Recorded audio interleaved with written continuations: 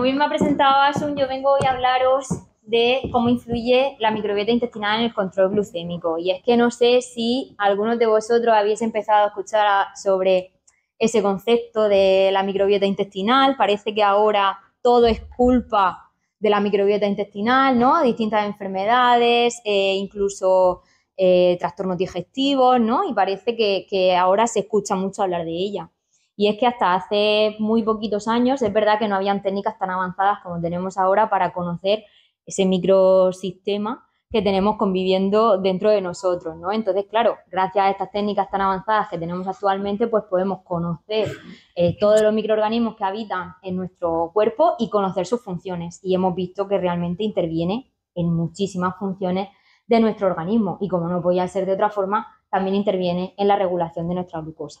¿Vale? Con lo cual espero que de esta charla os llevéis no solamente el conocimiento de nuestro estudio de tesis, que por cierto aquí está también mis directores, María Teresa Mercader y Pablo Barcina.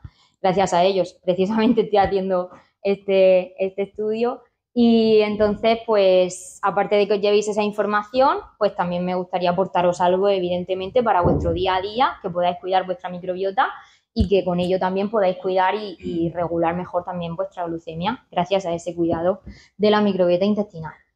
Entonces, bueno, pues nada, vamos a hablar en primer lugar de qué es la microbiota intestinal, vamos a hablar también de sus funciones, que hemos visto que tiene muchas funciones a nivel del cuerpo, ¿no? A nivel del organismo, funciones metabólicas.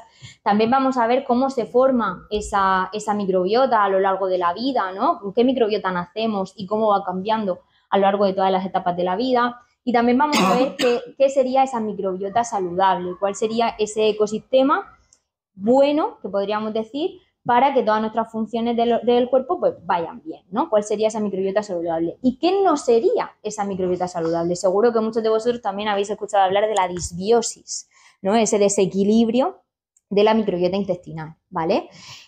Vamos a ver cómo influye la microbiota en el sistema inmune. Y esto nos interesa específicamente como personas con diabetes tipo 1, que sabemos que la diabetes tipo 1 es una enfermedad autoinmune, ¿vale? Con lo cual el sistema inmune tiene un papel fundamental en la patogenia, ¿no? Del desarrollo de la diabetes tipo 1. Y luego vamos a ver cosas más prácticas, ¿no? Cómo influye esta microbiota en nuestro control glucémico. ¿Por qué habiendo disbiosis? Porque si hay disbiosis, nuestro control glucémico puede ser peor o pueden haber más oscilaciones a nivel glucémico. Y luego ya os vais a llevar tips prácticos sobre cómo cuidar nuestra microbiota en casa, ¿vale? Y ya por último, pues os comentaré el estudio por si a los que les interese participar, que ya sé que algunos de los que hay aquí sí, pero los que estéis en duda, pues también podéis participar. Y los que no os apetezca o no podáis, pues no pasa nada. Espero que os llevéis también información valiosa. Entonces, bueno, en primer lugar, vamos a definir qué es eso de la microbiota intestinal, ¿vale? En primer lugar, tenemos que saber que la microbiota en general es el conjunto de microorganismos, ¿vale? Pequeños organismos, bacterias, virus, hongos, levaduras, que se encuentran viviendo en nuestro organismo. Pueden estar en distintos órganos, en la piel, en la boca, en el intestino.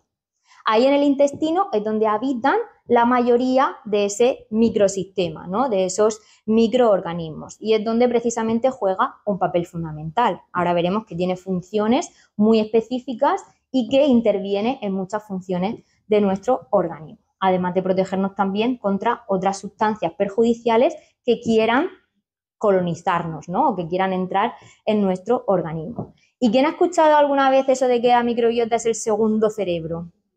Lo hemos escuchado, ¿verdad? Bueno, pues esto viene porque tenemos tantos microbios habitando en nuestro organismo como células tiene nuestro cuerpo. Por tanto, somos tanto cuerpo humano como microbiano, ¿no? Y es que si juntamos todos esos microorganismos, podemos ver que tiene incluso que pesa hasta 1 o 2 kilos de peso, casi lo mismo que nuestro cerebro, ¿vale? Por eso también, además de su función eje intestino-cerebro, cómo se comunican, que es bidireccional, una comunicación bidireccional entre cerebro-intestino, intestino-cerebro, ¿no? Por lo tanto, influye, como os digo, en esas funciones de estado de ánimo, etc. Por eso podemos interpretar, o se suele decir, que es nuestro segundo cerebro. Y también, igual que cuidamos nuestro cerebro, pues también tenemos que cuidar esa microbiota. Bien, hemos hablado de que tiene muchísimas funciones. Vamos a mencionar solamente algunas de ellas, ¿vale? Por ejemplo, ayuda a descomponer alimentos, ciertas sustancias, ciertas fibras que llegan a nuestro aparato digestivo y que nuestras enzimas digestivas no son capaces de descomponer. Nuestra microbiota ayuda a esa descomposición y a esa digestión. También juega un papel crucial en el desarrollo y maduración del sistema inmune, con lo cual una microbiota adecuada o cuidada desde bien pequeñito va a ayudar a que ese sistema inmune esté saludable y esté funcionando bien a lo largo de la vida. También va a actuar como una barrera protectora frente a organismos patógenos o sustancias perjudiciales que quieran, como digo, colonizar también nuestro organismo. Y también algunas bacterias intestinales sintetizan vitaminas esenciales, como puede ser la vitamina K. Por otro lado, se ha visto, que esto también es súper interesante, que afecta al metabolismo de las grasas y, aquí es donde nos interesan, los hidratos de carbono. Por tanto, también va a tener un papel fundamental en el control del peso. Y, por otro lado, puede influir también en el estado de ánimo, como os decía, en esa comunicación bidireccional que se produce en ese eje intestino-cerebro, puede afectar al estado de ánimo cognitivo y también al comportamiento. Y además, por supuesto, lo que todos conocíamos, ayuda a regular nuestra motilidad intestinal, el paso de los alimentos a través de todo el tracto digestivo, ¿vale? Pues evidentemente esa es la función casi que todos conocíamos, ¿no? Pero seguro que todas las demás ya nos hemos llevado algo nuevo. Seguro que no todos conocíais que la microbiota podía tener tanto alcance, ¿no?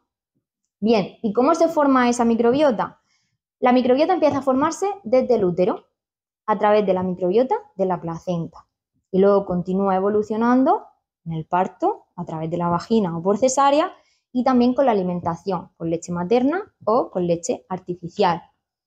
El modo de parto marca una gran diferencia. No es lo mismo que el bebé nazca a través del conducto vaginal, ya que se va a alimentar de esa microbiota de la vagina de la madre, o los nacimientos por cesárea, que ahí la diversidad microbiana pues va a ser menor y va a tener una composición de microorganismos diferente a el bebé que ha nacido a través de un parto vaginal. Además, esa diversidad inicial del bebé va a ser clave, como os digo, para ese desarrollo del sistema inmune y metabólico. Luego también la lactancia materna, a continuación después del parto, también va a promover el crecimiento de bacterias beneficiosas, como son las bifidobacterias, que seguro que las hemos escuchado en algún anuncio de los yogures. Y a medida que se van introduciendo esos alimentos sólidos, ¿vale? Cuando empezamos con la alimentación complementaria, también se va enriqueciendo esa microbiota, porque ya empezamos a introducir alimentos diferentes a la leche materna o a la leche de fórmula. Empezamos a introducir verduras, frutas, legumbres, etc. Con lo cual, eso va a llevar también a una configuración de la microbiota del niño. Bien, como hemos visto, en la infancia va a predominar bifidobacterias en bebés amamantados, en cesáreas va a haber mayor presencia de estafilococos. Luego, en la pubertad, debido al desarrollo hormonal, esa composición de la microbiota también se va a ver modificada. Luego, en la edad adulta, es verdad que la composición de la microbiota se hace más estable, se estabiliza, ¿vale? Y hay mayor predominio de Firmicutes y Bacteroidetes. Os estoy diciendo nombres de bichos, de bacterias, pero bueno, ahora vamos a ver cuáles son mejores, peores, cuál sería esa composición más beneficiosa. Y luego en la vejez vemos ya una disminución de esa diversidad microbiana, ¿vale? Aquí ya las bacterias van reduciéndose tanto en número como en diversidad y aumentan los patógenos oportunistas. Bueno, aquí esto es una imagen que no podéis ver, evidentemente, porque está muy pequeñita, pero se ve como en cada etapa de la vida, desde el feto, el recién nacido, en la lactancia, en edad pediátrica, en la pubertad, adultos jóvenes, se va viendo cómo esa microbiota va cambiando a lo largo de todas las etapas de la vida. Entonces, hemos visto que en el modo de parto, los bebés nacidos por vía vaginal tienen unas bacterias de la madre, ¿vale? Que son beneficiosas y son diferentes a las que obtiene por cesárea. Sin embargo, oye, si nace por cesárea porque es lo que tiene que pasar en ese momento, ¿vale? Porque es necesario, no pasa nada. no es que su microbiota esté totalmente afectada para toda la vida, podemos hacer más cosas. Luego, por ejemplo, si hay lactancia materna, esas diferencias ya se reducen, ¿vale? Entonces, con la lactancia materna, los bebés amamantados desarrollan una microbiota más rica en bifidobacterias y lactobacilos, ¿vale? Gracias precisamente a que la madre, a través de la leche materna, es capaz de pasar esos componentes al bebé. Y luego también con la introducción de alimentos sólidos, como os digo, esa microbiota se va también enriqueciendo. Luego también tenemos otro factor que a lo largo de nuestra vida afecta a la microbiota, que es el uso de los antibióticos, especialmente en la infancia. Como hemos visto, en la infancia es una etapa crucial en el desarrollo de esta microbiota y la maduración del sistema inmune, con lo cual el uso de esos antibióticos, especialmente en la infancia, pues tiene una importancia más relevante, ya que puede alterar la maduración de esa microbiota intestinal. Luego, a lo largo de nuestra vida, el estilo de vida que sigamos, evidentemente, también van a influir, sobre todo nuestra alimentación, pero también la higiene, la actividad física, también el nivel de estrés, que eso también está cobrando ahora mucha importancia, ¿no? Moldean también nuestra microbiota. Y las condiciones de vida, es decir, si vivimos en un ambiente más rural, en un ambiente más urbano, si convivimos con animales, todo ese tipo de factores también va a influir en esa composición de la microbiota. Incluso veréis, los que os apuntéis al estudio, que en ese cuestionario que os voy a pasar os pregunto precisamente estas preguntas. Así que aprovecho para que ya avisaros de que vayáis investigando si nacisteis por cesárea, si nacisteis por parto vaginal, si fuisteis amamantados o fuisteis alimentados por leche de fórmula, en fin, todo ese tipo de cosas al final son muy interesantes para luego relacionarlos con la composición de la microbiota. Y luego, como veíamos, pues el envejecimiento también va a ser un factor a tener en cuenta, ya que la microbiota va a ser menos diversa. Por eso, cuando me decís que yo tengo más de 55 años, jolines, pues precisamente porque el envejecimiento pues, va a ser algo que haga que esa composición de la microbiota cambie. Por lo tanto, desde el nacimiento, cada experiencia, desde el tipo de parto hasta el tipo de alimentación, hasta los medicamentos que tomamos, va a ir dejando una huella única en ese ecosistema interno que todos y cada uno de nosotros tenemos. Bueno, ¿y qué es una microbiota saludable? Tenemos que imaginarnos la microbiota como un bosque tropical. Un bosque tropical, para estar sano, para estar verde y colorido, tiene agua, tiene distintas especies de animales, tiene distintas especies de plantas, muchas flores, muchos árboles, ¿no? Y todos permanecen en equilibrio y en perfecta armonía y convivencia. Bien, pues así tiene que ser nuestra microbiota. Una microbiota saludable sería aquella que tiene una alta diversidad microbiana, muchas plantas, muchos animales, muchas especies que conviven en perfecta convivencia y armonía. Al final, la microbiota intestinal es un verdadero órgano funcional y es que hemos visto que tiene muchísimas funciones. Cuando está en equilibrio, tiene un papel fundamental tanto en la digestión y absorción, como hemos visto, de sustancias o algunas fibras que nuestras enzimas digestivas son incapaces de descomponer. Hemos visto que tiene ese papel de síntesis de vitaminas esenciales, como es la vitamina K. También tiene un papel fundamental en nuestra defensa inmunológica y también tiene un papel en esa regulación metabólica, tanto en metabolismo de grasas como de hidratos de carbono. Entonces, ¿qué pasaría en disbiosis? La disbiosis sería ya ese desequilibrio de la microbiota. Aquí ese bosque tropical, pues lo han talado, lo han estropeado y ya no tenemos esas especies en perfecta armonía. Esa disbiosis se refiere entonces a ese desequilibrio de la composición de la microbiota. Esas bacterias beneficiosas, las que nos aportan ese beneficio para el organismo, disminuyen y por tanto proliferan otras bacterias que son más dañinas o proinflamatorias. Y por tanto se pierden esas funciones tan interesantes que hemos estado mencionando, esas funciones protectoras, se produce una inflamación crónica de bajo grado y aumento de la susceptibilidad a desarrollar enfermedades. Por ejemplo, en digestión y absorción, ¿qué ocurre? Si ya no podemos digerir esas fibras o esas sustancias, ya se producen gases, se produce hinchazón abdominal, ¿vale? Se produce mala absorción.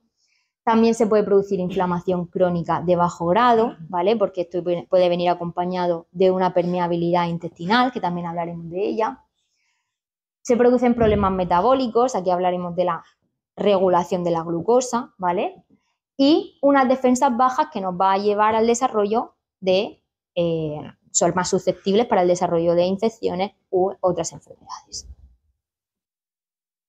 Entonces, bien, esa disbiosis, ¿por qué factores sería provocada? Pues hemos visto por el uso prolongado de antibióticos, incluso por contaminantes a nivel ambiental, también por el consumo de alcohol, de tabaco, también por una dieta alta en alimentos procesados, por el estrés crónico, también por la propia edad, ¿vale? Por la propia raza o etnia y también por la propia genética, ¿vale? No todos son el estilo de vida, sino también tenemos una genética que nos va a determinar nuestra composición microbiana. Y esa disbiosis, debido a esa pérdida de funcionalidad, nos puede producir alteraciones en el sistema reproductor, a nivel hormonal, nos puede producir también un desequilibrio en esa regulación de la glucosa, también tener un papel en el desarrollo de la obesidad. También puede afectar a nuestra función tiroidea, por eso tengo alguna persona con diabetes también tipo 1 que quería participar, pero tenemos tiroiditis de Hashimoto, tenemos otra enfermedad autoinmune asociada o una celiaquía, ¿vale? Y luego también puede afectar a la salud emocional, la salud mental, ¿no? Con más probabilidad de padecer ansiedad, depresión, etc. Bien, ¿y qué es la permeabilidad intestinal? ¿Alguien ha oído hablar de esto? ¿No? Esto ya un poquito menos. La disbiosis y todo eso a lo mejor sí, pero esto ya un poquito menos. Bien, pues ahora nos vamos a imaginar nuestro intestino como un muro, con sus ladrillicos bien puestos, todo bien pegadito con su cemento, sin ningún hueco y todo muy bien aislado, ¿vale? ¿Qué ocurre si hay disbiosis? Pues que hay más probabilidades de que ese muro tenga agujeros.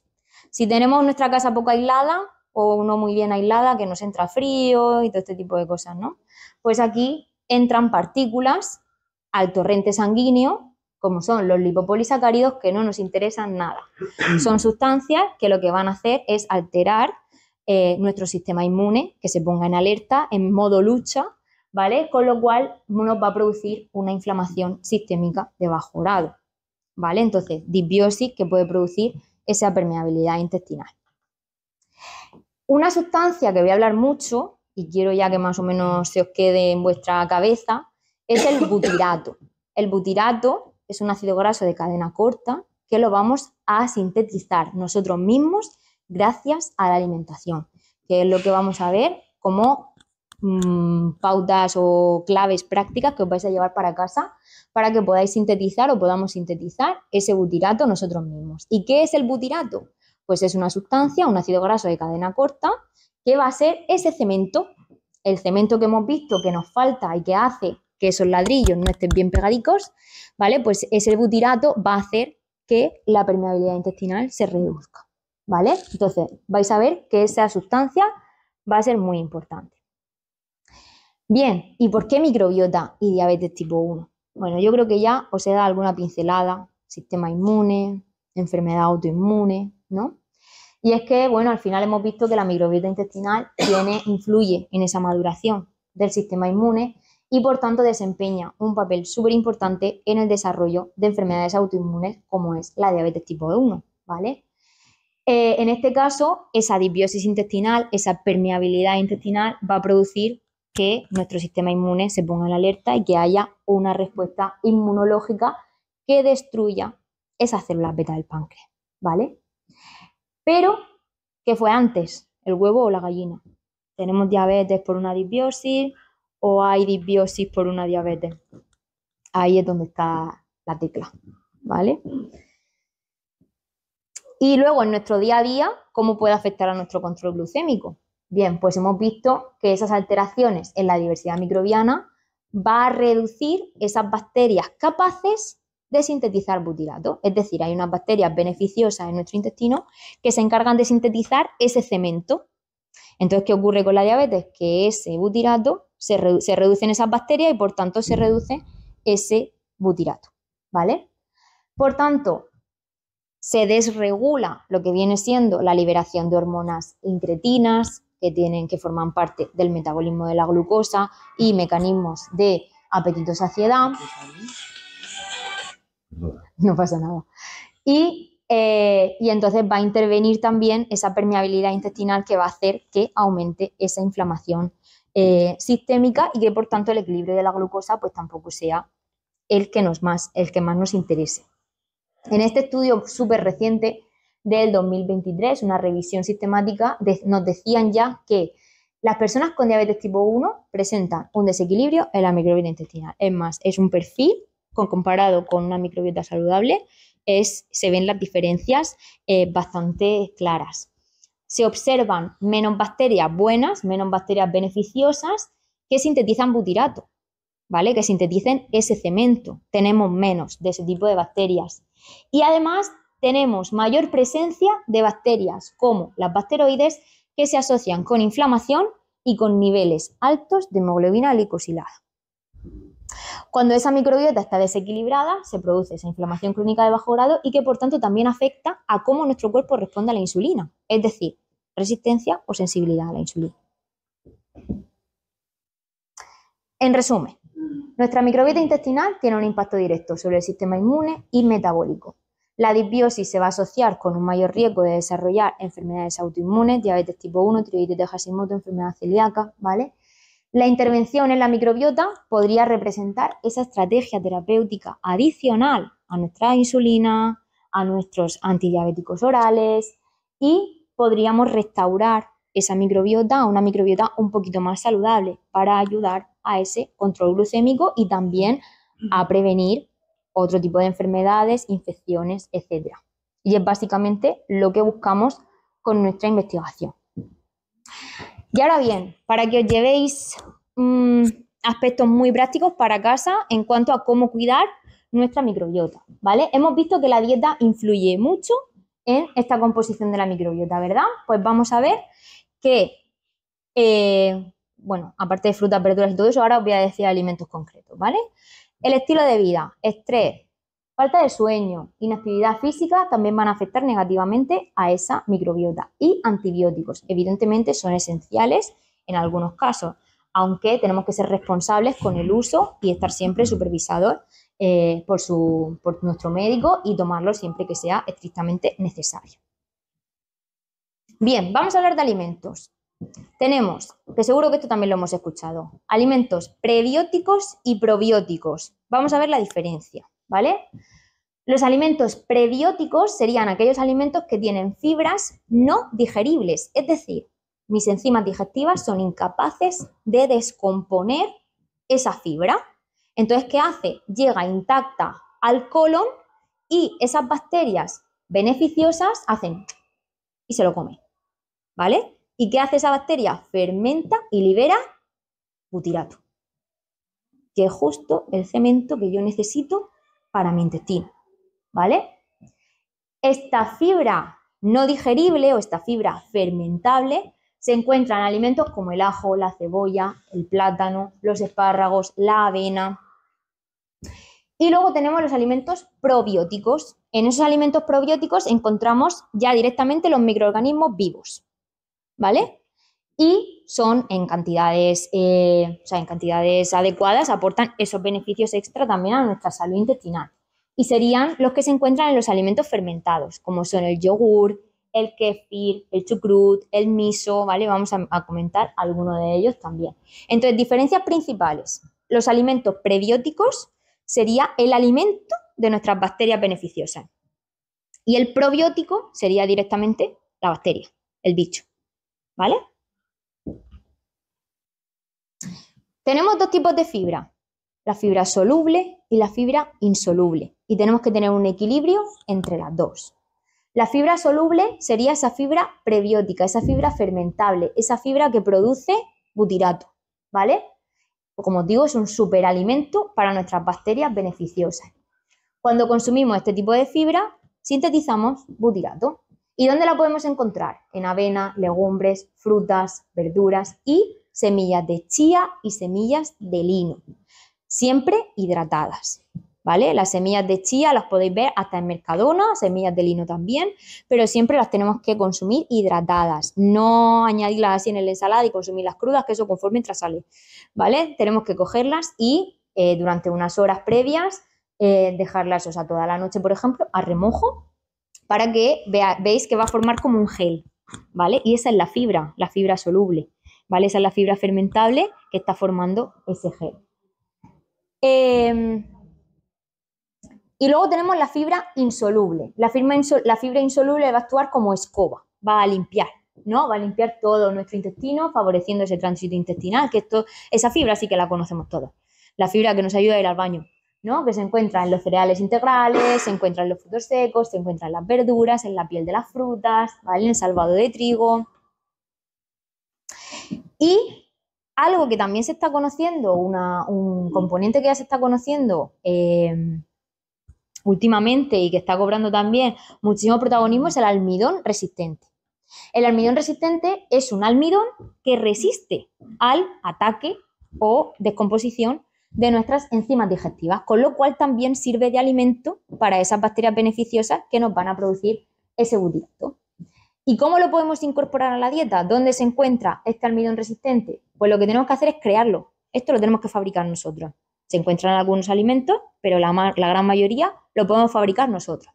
¿Cómo lo hacemos? Con todos los alimentos que tengan almidón, cogemos arroz, patata, pasta, los cocinamos y los dejamos enfriar durante al menos 12 horas. Y luego lo podemos consumir frío o recalentar, ¿vale? Cogemos la pasta, la cocemos, la dejamos 12 horas en el frigo y luego la ingerimos, ¿vale?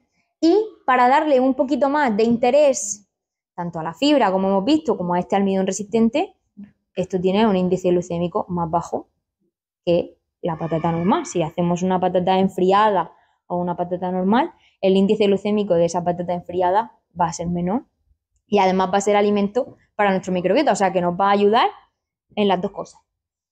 También el plátano verde tiene ese almidón resistente y la avena remojada en leche, en yogur, durante toda la noche también nos va a aportar ese almidón resistente. Bueno, y luego hemos hablado de esos alimentos fermentados. Los alimentos fermentados son aquellos que son ricos en probióticos y como ya tenemos la diferencia entre prebiótico y probiótico, ¿vale? El probiótico serían aquellos alimentos que tienen ya los organismos vivos, ¿vale? Va a ser ese refuerzo también en nuestra salud intestinal. El yogur lo conocemos todos, ¿vale? Pero luego también ha entrado en nuestras vidas el kéfir, también un alimento súper interesante, fermentado con bacterias y levaduras. El chucrut, no sé si lo habéis escuchado alguna vez, se suele llevar en otros países, ¿no? Que es col fermentada. Y el kimchi, que sería col china fermentada. Bueno, es col fermentada. La kombucha, que también seguro que la habéis escuchado como un nuevo refresco, cuidado que tiene un poco de azúcar residual, ¿vale? Pero es una bebida fermentada hecha a partir de negro, té verde con azúcar, ¿vale? Y una mezcla de bacterias y levaduras. Luego el miso. No sé si la habéis visto también en el Mercadona, para las sopas, ¿no? Yo me parece que me paga Mercadona, pero no, ¿eh? que se disuelve en el caldito y tal, ¿vale? Para hacer sopas y eso, hecha a partir de soja fermentada. Y luego el vinagre de manzana sin filtrar ni pasteurizar, que no sé si alguno de vosotros también lo ha escuchado para el control glucémico, ¿vale? El chupito de vinagre antes de las comidas. Bueno, a ver, la acidez, el pH ácido, aumentar la acidez del alimento reduce el índice glucémico de esa comida. Pero bueno, el efecto tampoco es una cosa, ¿vale? O sea, hay otras opciones quizás más interesantes que el chupito y que es bastante desagradable, entiendo yo. Pero bueno, en el caso de a lo mejor para añadirlo en la ensalada o algo así, si es sin filtrar ni pasteurizar, pues también va a tener esos microorganismos vivos que nos van a ayudar también. Cuidado, hemos hablado de mucha fibra, de almidón resistente, de alimentos probióticos. Si nuestro aparato digestivo no está habituado a consumir mucha cantidad de fibra y todo eso, tenemos que ir poquito a poco, ¿vale? Porque entonces podemos encontrar, o sea, podemos sentir hinchazón abdominal, gases y todo ese tipo de cosas, ¿vale? Entonces, no pasa nada, pero es verdad que el consumo tiene que ser progresivo, nuestro aparato digestivo tiene que ir adaptándose a esa toma de fibra y de alimentos fermentados y todo eso, ¿vale? Con lo cual, pues ir un poquito progresivamente si pretendéis incluir estos cambios en vuestra alimentación. Con lo cual, bueno, al final consumir eso que decimos siempre, ¿no? Una dieta variada, pues al final ya vemos que incluso también para nuestra microbiota intestinal va a ayudar, ¿no? Esa diversidad microbiana y va a ayudar no solamente a nuestra salud intestinal, sino también a nuestra salud en general. Y por supuesto, esto no hace falta que lo hagáis de forma progresiva, esto lo podéis hacer de golpe. Reducir el consumo de procesados, ¿vale? Aquí tenemos que los ultraprocesados, pues para ganar en sabor, textura y engancharnos un poquillo, pues que, y bueno, y también para conservarlos, evidentemente, pues también tenemos esos aditivos, conservantes, colorantes, potenciadores del sabor, que va a hacer que aumente esa disbiosis, aumente esa permeabilidad intestinal, ¿vale? Además, he querido incluir esos productos sin azúcar. Evidentemente, los alimentos sin azúcar nos ayudan en muchas ocasiones a consumir ciertos alimentos y que nuestra glucemia no se vea demasiado alterada, ¿no? Pero ¿qué ocurre? Que esos alimentos sin azúcar, para endulzarlos, pues incluyen edulcorantes artificiales, polialcoholes como sorbitol, manitol, xilitol, ¿vale? Y todo eso hace que nuestra microbiota intestinal también se vea afectada. Los edulcorantes son seguros, pero no son inocuos, ¿vale? Quiere decir que a nuestra microbiota intestinal pues también puede influir su consumo excesivo. Bueno, y luego hemos visto lo del tema del estrés, ¿vale? Yo creo que ya todos podemos observar cómo cuando estamos nerviosos, cuando estamos contentos, cuando estamos con miedo, altera nuestro tránsito intestinal. Se nos quita el hambre, nos da diarrea, o nos da incluso estreñimiento, o nos da hinchazón, o tenemos malas digestiones, o lo que sea. Al final, las emociones tienen un contacto directo con nuestro intestino, y nuestro intestino con nuestras emociones, ¿vale? Con lo cual, yo no puedo decir quitaros el estrés, ¿no? Al final esto dice, pues me dejo el trabajo, a ver qué hacemos, ¿no? Entonces, bueno, sí que tenemos que intentar reducirlo de alguna manera o tratarlo de alguna forma, ¿no? Ya que pues va a favorecer o aumentar el riesgo de disbiosis y por tanto vamos a tener más dificultades para regular también esos niveles de glucosa en sangre y podemos presentar pues, más trastornos digestivos como hinchazón, gases, etc. Y también puede incrementar esa inflamación que estamos comentando. Entonces, bueno, practicar las técnicas de mindfulness, seguramente que eso de la meditación, estar presente, ¿vale? Nos va a ayudar a controlar o reducir esos niveles de estrés y también se ha estudiado que puede mejorar incluso nuestra microbiota intestinal gracias a esa reducción del estrés, ¿vale? Y luego suplementación con probióticos, ¿vale? Esto que muchas veces vamos a la farmacia, damos unos probióticos y bueno, pues sí que es verdad que pueden ser beneficiosos ciertos probióticos, sobre todo cuando finalizamos algún tratamiento con un antibiótico, ¿vale? Para reponer esa microbiota, que al final los antibióticos lo que hacen es llevarse por delante a todo lo que son bacterias beneficiosas y no beneficiosas, ¿vale? Se las llevan a todas por delante. Entonces, ese uso de antibióticos, o sea, ese probiótico después del antibiótico nos va a ayudar a reponer un poquito esa microbiota intestinal. Y también en trastornos intestinales específicos, pues también hay ciertos probióticos que pueden ayudar a mejorar esa sintomatología. Entonces, sin embargo, no todos los probióticos son iguales. Tenemos que tener en cuenta las cepas que incluyen ese probiótico, también las dosis, ¿vale? Entonces, no podemos ir tan a la ligera, ¿vale? Incluso a veces hay personas que consumen probióticos y que les sientan incluso peor que sin tomarlo, ¿vale? Porque al final hay que ver un poco la situación y el contexto, con lo cual siempre tenemos que consultar en este sentido con un especialista al respecto. Y bueno, un desayuno perfecto para microbiota, así para concluir con esta parte, tendríamos un tazón de avena, ¿vale? Que nos aportaría esa parte de fibra soluble, mezclándolo con yogur natural o kéfir, que tendríamos esa parte de probióticos. Luego podríamos incluir unos trozos de manzana, que nos va a aportar también esa fibra soluble e insoluble, y una cucharadita de semillas de chía hidratadas, que nos va a aportar esa parte de fibra soluble y también de omega 3. Este desayuno nos va a aportar alimento para nuestra microbiota, también un plus de saciedad, ¿vale? Porque con esa cantidad de fibra nos va a mantener saciados durante más tiempo y una glucemia más estable. Así que aquí tenemos el cómputo completo. Y esto sería todo. No he puesto muchas gracias, me acabo de acordar. Gracias.